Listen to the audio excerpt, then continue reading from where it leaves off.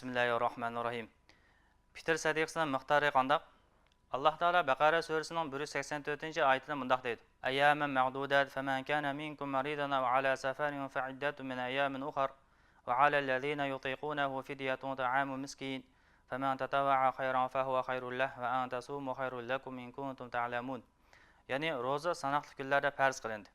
Sizlərdən kimiki kesel yoki yo'lovchi bo'lib rozasini tutolmagan bo'lsa, boshqa kunlarda bir kunga bir kun tutsin.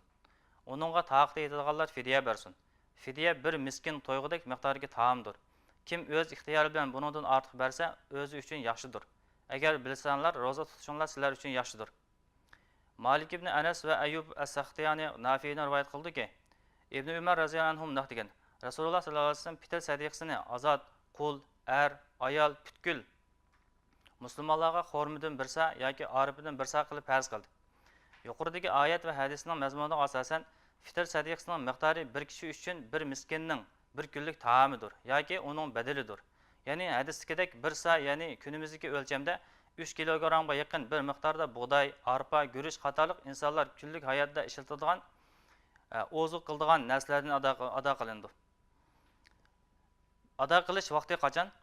Roza hayit kunining ertagindan boshlab hayit namoziga chiquvchilik bo'lgan orliqda ado qilindi. Hayit kunidan 1-2 kun ilgari berishkimi bo'ladi. Nafi'dan rivoyat qilindiki, Ibn Umar roziyallohu anhu mundaq degan: Rasululloh sallallohu alayhi vasallam fitr zakatini insonlar hayit namoziga chiqishdan ilgari berishga buyurgan.